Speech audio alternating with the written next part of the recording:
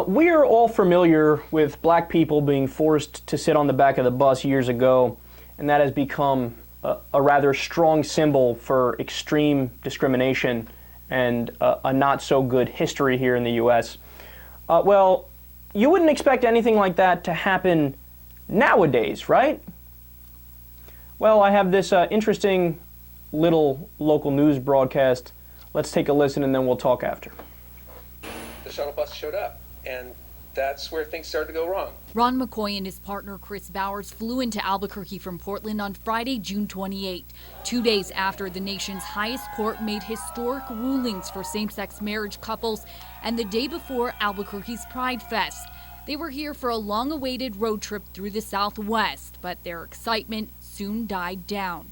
McCoy told us via FaceTime he and his partner sat in the front of one of these shuttle buses holding hands when he says a driver discriminated against them. I saw him look at us, look down at his hands, and he looked so angry, and he just blurted out at me. He goes, "Okay, if you're going to do that, you're going to the back of the bus." Shocked and not wanting to cause problems, the couple obeyed, but asked the driver why he had them move once the shuttle stopped. I said, "Well, I think it's because you didn't like the fact that I was holding my partner's hand." And he goes, "See, now you're telling on yourself." And I'm like, "What?" And my partner at that point is like, well, that's discrimination. And then the driver just responds, "Well, see, you're telling on yourself again." A witness jumped in.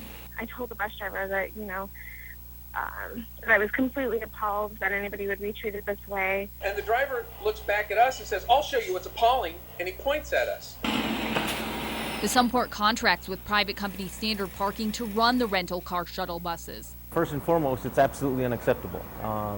We immediately got in touch with Standard Parking to assess what exactly happened.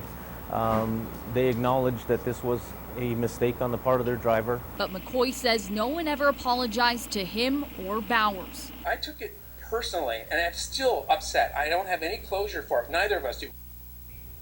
McCoy says before flying home, he and his partner had a different shuttle driver and had no problems while holding hands. The two say they have filed a complaint with the American Civil Liberties Union. Back to you. Okay, Lizzie, a Standard Parking manager says the driver was inappropriate and got carried away. The company is now requiring all drivers to take sensitivity training.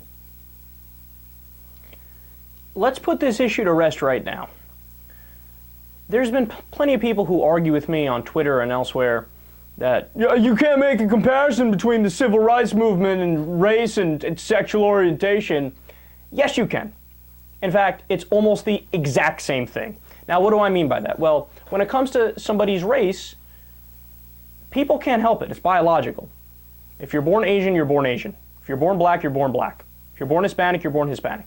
Now, just like we've all come to realize nowadays, or 99.9% of us, hey, it doesn't make sense to discriminate and say, you need to sit on the back of the bus, you can't eat at that lunch counter, you have to stay separate from white people. Just like we realize that's completely wrong and that's unacceptable, and that's arbitrary discrimination based on nothing, right? It's the same thing with sexual orientation. We covered a story on the show the other day where we went through everything that the science knows thus far about gay people. So for example, there's certain things in terms of your genes and your chromosomes that point to conclusions. They haven't proved that there's a gay gene, but there are indicators. That's how they talk about it in the article, and they know specifically where those indicators are. Furthermore, the literal brain structure of gay people, for a gay man, their brain is a little bit more similar in structure to a straight female, which would make sense, and vice versa is also true. So, there would be a lesbian, her brain is similar to that of a straight male. Again, it makes sense. So that shows they don't choose to be gay. They're born with it. So if somebody's born with their race and we know it's not okay to discriminate based on that, why would it be okay to discriminate based on gender orientation? And how have you not learned the lessons of history?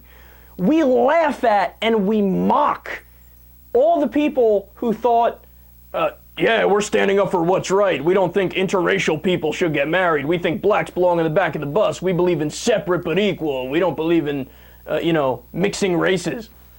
Okay, those people are the butt of jokes, rightfully so today. Do you not realize, all of you anti-gay idiots out there, that in not too long a time span, you're going to be viewed the exact same way through the lens of history. Wakey, wakey, let's go. Let's move along here. Come into 2013, drag your ass in there unless you want to be remembered as the sick bigots that you are.